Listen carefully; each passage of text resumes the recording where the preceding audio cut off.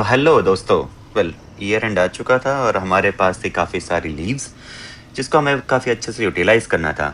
शिमला, मनाली, जयपुर जैसी जगह तो सभी लोग जाते हैं ईयर एंड में, और ये काफ़ी क्राउडेड भी रहती हैं। वेकेशन का मतलब होता है क्राउड से दूर जाना, ना कि क्राउड के बीच में जाना। तो हमने सोचा क्यों ना, जिस क्षेत्र में हम रहते हैं, हम हल्द्वानी में रहते हैं जो कि कुमाऊं क्षेत्र में आता है, यूके के, उत्तराखंड के। तो हमने सोचा क्यों ना कुमाऊं के इस बार सारे ही डिस्ट्रिक्ट्स को मैप किया जाए via an epic bike ride which we are calling it the great Kumaon circle, and today is the day 1 of it. तो दोस्तों, हमारा रूट स्टार्ट होता है हल्द्वानी से, जहाँ के हम रहने वाले भी हैं। हल्द्वानी से चंपावत होते हुए हम जाएंगे पिथौरागढ़। पिथौरागढ़ डिस्ट्रिक्ट में ही हम पड़ता है धारचूला, और धारचूला से हम थोड़ा और आगे जाएंगे पंचाचौली की ओर, और वापसी हम करेंगे बागेश्वर होते हुए, जिसके बाद पड़ेगा अल्मोड़ा, और फाइनली अल्मोड़ा से वापस होते हुए हम आएंगे हल्द्वानी।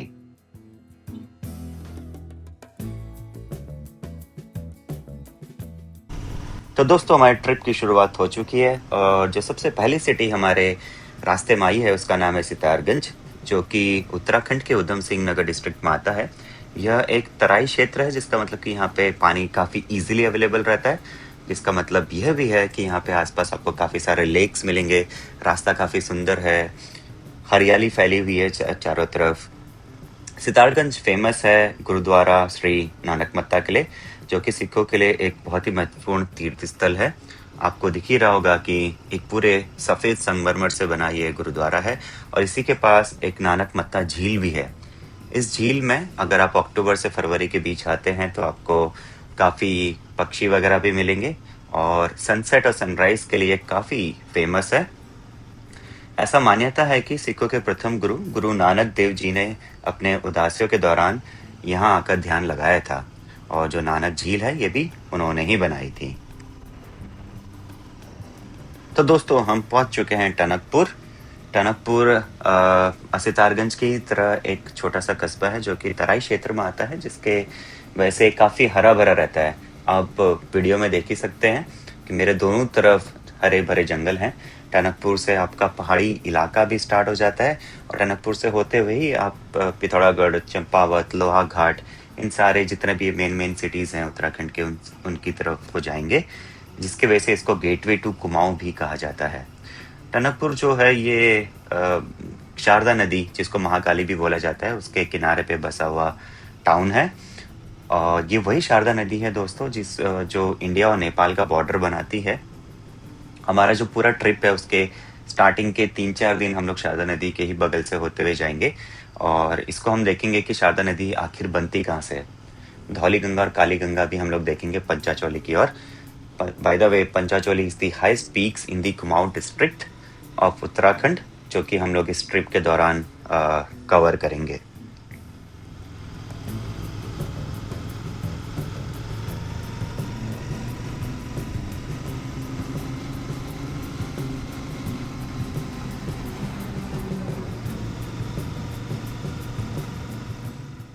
तो दोस्तों, घूमने के लिहाज से भी वैसे टनकपुर में काफ़ी कुछ है।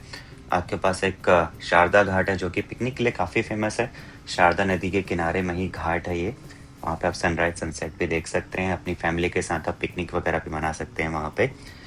और शारदा नदी काफ़ी पवित्र नदी मानी जाती है वैसे, तो यहाँ पे काफ़ी लोग आके डुबकी वगैरह भी लगाते हैं। आपके पास एक पंचमुखी महादेव मंदिर भी है, जहाँ पे आप दर्शन कर सकते हैं। 5 मुखी भगवान शिव की यहाँ पे प्रतिमा रखी हुई है, तो आप अगर वहाँ पे जाएं तो वो भी आप देख सकते हैं। एक देवी पूर्णागिरी मंदिर भी है। पूर्णागिरी मंदिर आपका इंडिया नेपाल बॉर्डर पे ही आता है। आप जब मंदिर के टॉप पे जाएंगे तो वहाँ से आपको बल्कि नेपाल के नेटवर्क्स वगैरह भी आते हैं। पूर्णागिरी मंदिर के बारे में मैं आपको अभी और बताऊंगा। अगर आप उतने धार्मिक नहीं है तो आप नंदौर वाइल्ड लाइफ सेंचुरी भी जा सकते हैं। ये भी टनकपुर और सितारगंज के बीच में आता है। यहाँ पे आपको हाथी, हिरन और बाकी काफ़ी सारे एनिमल्स वगैरह देखने को मिल जाएंगे। यहाँ पे जीप सफारी वगैरह की भी पर्याप्त सुविधा वगैरह मिलती है आपको। आपके पास श्यामला ताल भी है, और बनबसा बैराज है which is basically a dam. काफ़ी बड़ा डैम है, वहाँ पे बोटिंग वगैरह भी होती है, इतना बड़ा डैम है वो। और वो आपका क्योंकि इंडिया नेपाल बॉर्डर पे आता है तो वहाँ से व्यू भी बहुत अच्छा आता है। तो ये सारी चीज़ें आप टनकपुर में कर सकते हैं।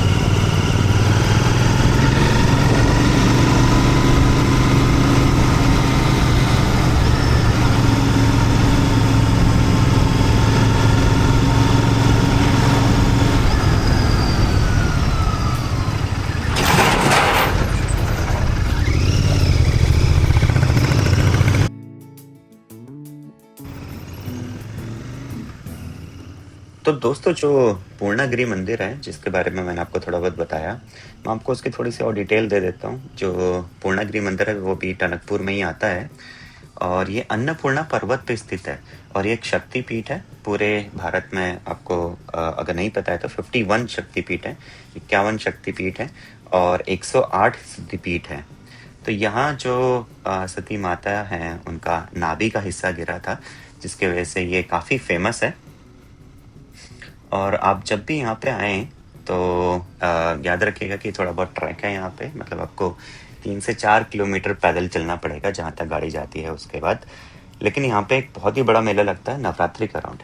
होली के बाद जो नवरात्रि आती है, पूरे 12 महीने में 2 नवरात्रि आती हैं। तो जो पहली वाली हमारी नवरात्रि होती है उस टाइम के अराउंड यहाँ पे बहुत ही बड़ा मेला लगता है, जिसमें हज़ारों लाखों श्रद्धालु आते हैं। उस टाइम पे अगर आप यहाँ पे घूमने के लिए आते हैं पूर्णागिरि मंदिर में, तो आपको गाड़ी काफ़ी दूर खड़ी करनी पड़ेगी, और जो मैं आपको 3 से 4 किलोमीटर बता रहा हूँ उससे ज़्यादा भी आपको चलना पड़ सकता है। जो ये पूर्णागिरि मंदिर है ये एकदम पहाड़ी के टॉप पे स्थित है। आप अभी थोड़ी देर में फ़ोटो में देखेंगे, फ़ोटो भी मैं यहाँ वीडियो में ही डाल दे रहा हूँ। तो ये पहाड़ी के टॉप पे स्थित है और यहाँ से बहुत ही प्यारा व्यू आता है दोस्तों, बहुत ही प्यारा व्यू। जो इसकी हाइट अन्नपूर्णा पर्वत की ये भी अच्छी खासी है, जिसके वजह से आपको इंडिया और नेपाल का हिस्सा भी थोड़ा बहुत आपको दिख जाएगा।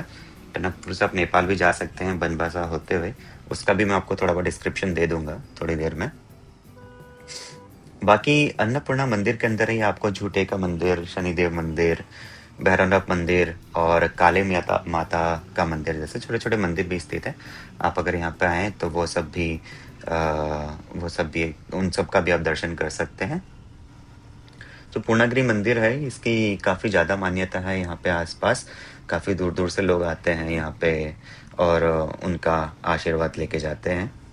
तो आप लोग जब भी आएँ, यहाँ पे धर्मशाला वगैरह भी काफ़ी सारी हैं, बल्कि जब आपका जहाँ पे आपकी गाड़ी खड़ी होती है वहीं से लेके आपके पैदल चलने तक ऊपर तक आपको धर्मशाला मिलेंगे बहुत सारे, और सारी व्यवस्था वगैरह रहती है वहाँ पे, खाने पीने सोने की, नहाने धोने की भी व्यवस्था वगैरह रहती है। तो आप जब भी आएँ तो यहाँ पे एक बार विज़िट कर सकते हैं। बाकी this is how the temple looks. आपको ये दिख रहा होगा, ये पहाड़ी के टॉप पे है। मैं एक और फोटो आपको दिखा देता हूँ, ये वाली, जो कि जहाँ पे आपको एक बर्ड आई व्यू मिल जाएगा टेम्पल का।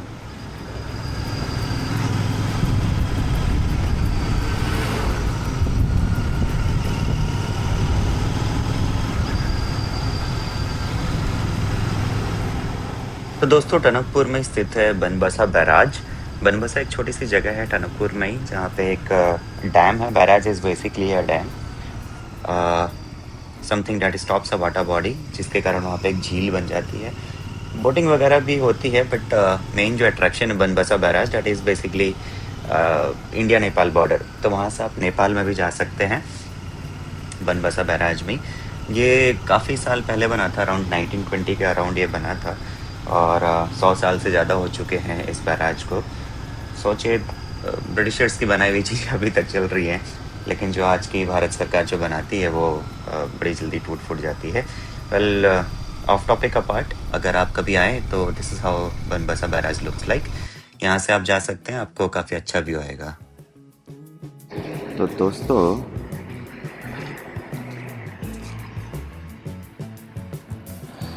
हम पहुंच गए हैं चंपावत। गांव का नाम क्या बताया था बाबा? बेलखेत ना। यहाँ पे हम रुके नाश्ते के लिए। अभी अगला स्टॉप रहेगा अपना चंपावत।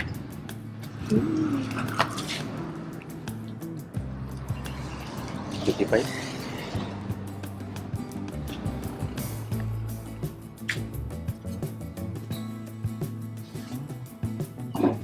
इधर गिरेगा, इधर रुका।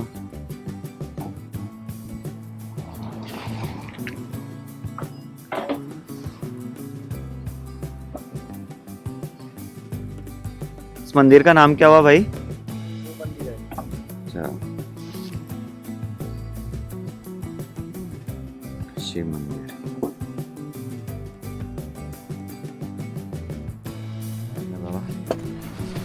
ये ब्रेकफास्ट में है आलू प्याज का परांठा, ये चटनी है पहाड़ी स्टाइल में, ये तो रायता हो गया।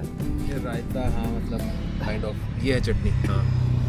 ये आलू मटर की सब्जी है और इसमें एक दाल है शायद, तो ठीक है। चलो ना बिल्कुल नाश्ता करते हैं फिर आगे। ब्रेकफास्ट, चलो लेट्स स्टार्ट। नाश्ता करते हैं फिर आगे निकलते हैं।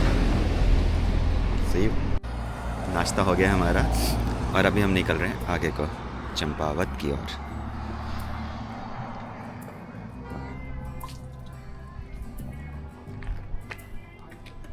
बाय छोटू, बाय बाय। हाँ हाँ, चलो आ जाओ। अब कहाँ जा रहे हो बाबा? अब हम जाएंगे गोलू देवता मंदिर चंपावत, जो कि यहाँ से अराउंड 30 किलोमीटर दूर है।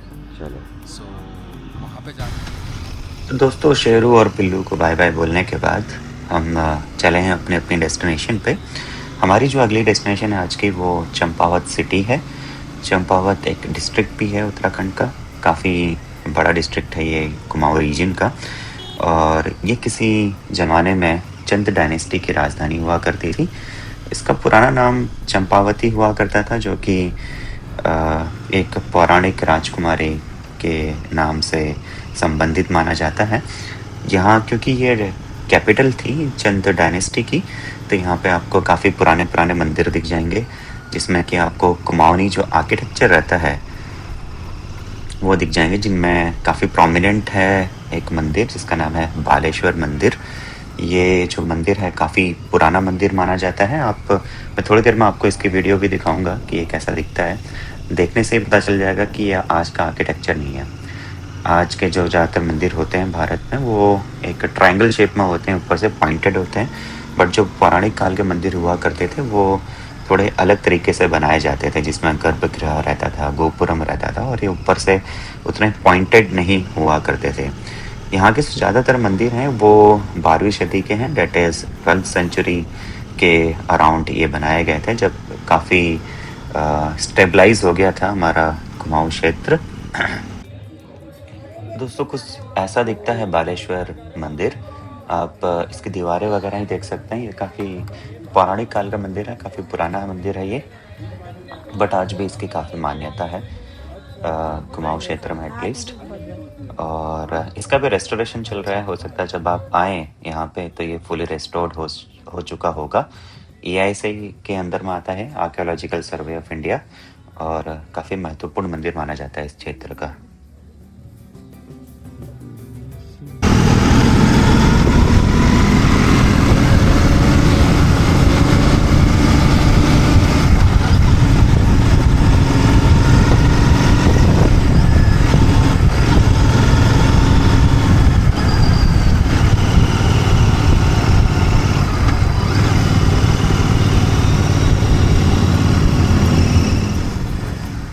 दोस्तों, कुछ ही मिनटों में हम लोग को चंपावत सिटी एंटर कर जाएंगे।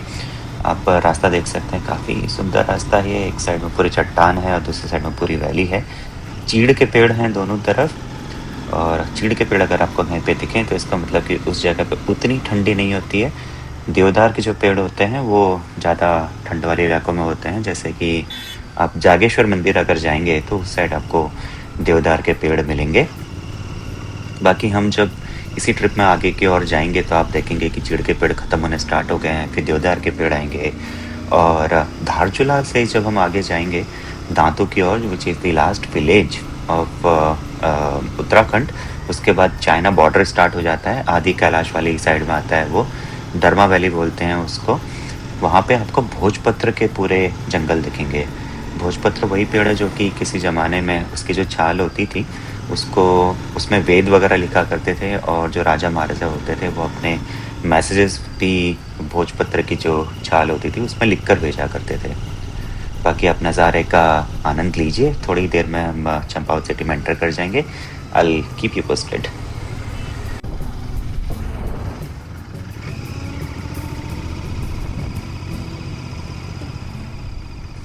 तो दोस्तों, we have officially entered the Champawat city, और आज चंपावत में हम लोग गुलजी देवता के दर्शन लेंगे।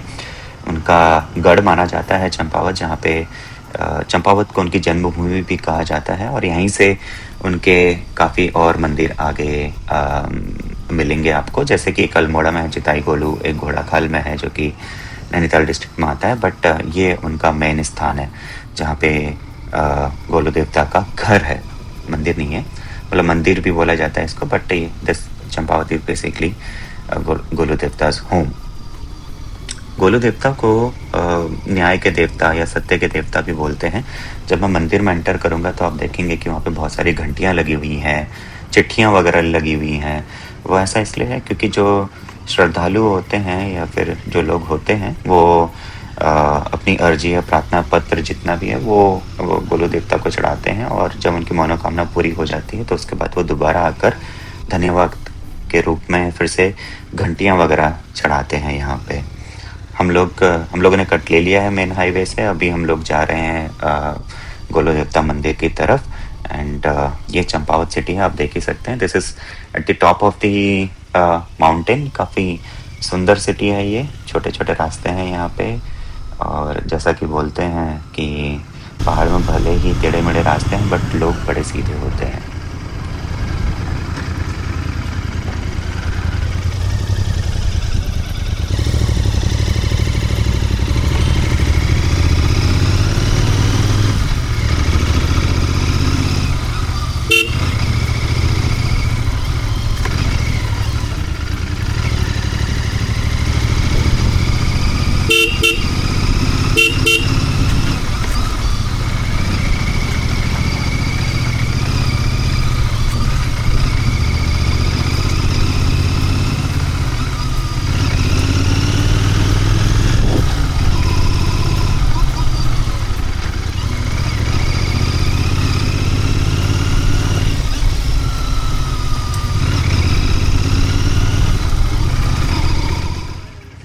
तो दोस्तों, हमें गूगल मैप ने थोड़ा कंफ्यूज कर दिया था, उसके वजह से हम थोड़ा सा रास्ता भटक गए थे।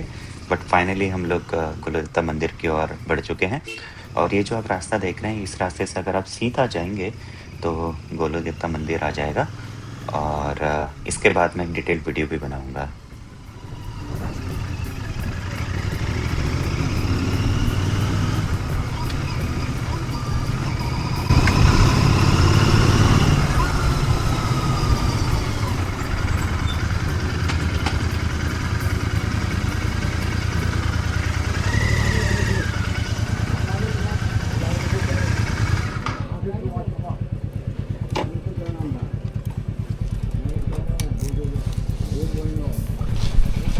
सॉरी, लगी तो नहीं,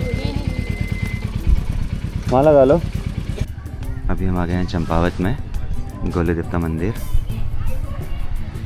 यहाँ पे गोलू देवता का जन्म स्थान है।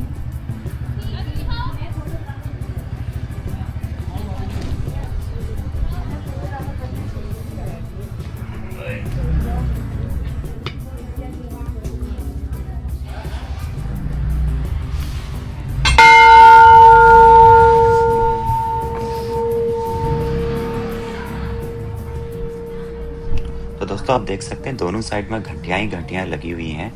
ये जितने भी लोग होते हैं वो अपनी यहाँ पे मन्नत मांगते हैं और जब वो मन्नत पूरी हो जाती है तो उसके बाद यहाँ पे घंटी बांध के जाते हैं। तो यहाँ कई सारी आपको घंटियां दिखेगी।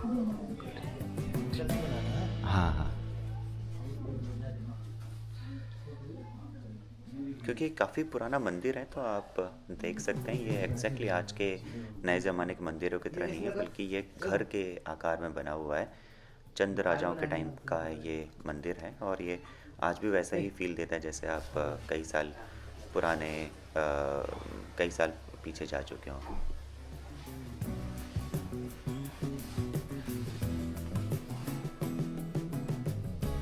ठीक है,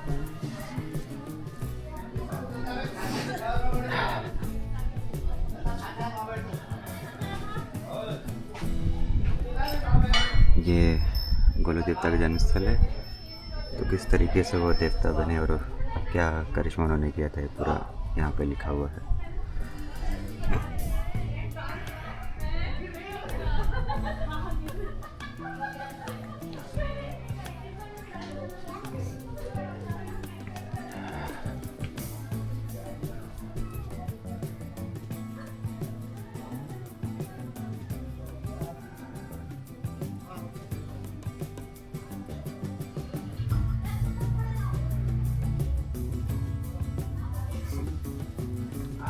चारों तरफ से पहाड़ी पहाड़ है।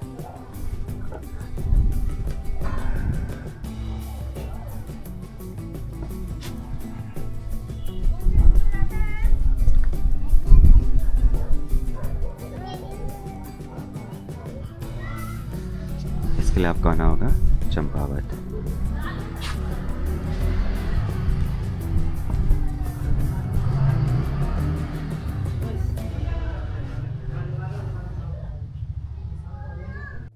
तो दोस्तों हमने दर्शन कर चुके हैं, अब हम एक करेंगे परिक्रमा मंदिर के चारों ओर। आप भी यहाँ पे आएँ तो एक बार इसकी परिक्रमा करें और उसके बाद आसपास के नज़ारों का आनंद लें। एकदम चारों तरफ से पहाड़ियों के बीच में बसा है ये मंदिर, काफ़ी पुराना मंदिर है। हमारे दर्शन वगैरह हो चुके हैं, अब हम इसके बाद चलेंगे अपने आगे की ओर। And our next destination is Pithoragarh. उससे पहले हम लोहा घाट में रुकेंगे जहाँ पे कि कोली झील है, मैं आपको वो भी दिखाऊंगा। तब तक ले थैंक यू।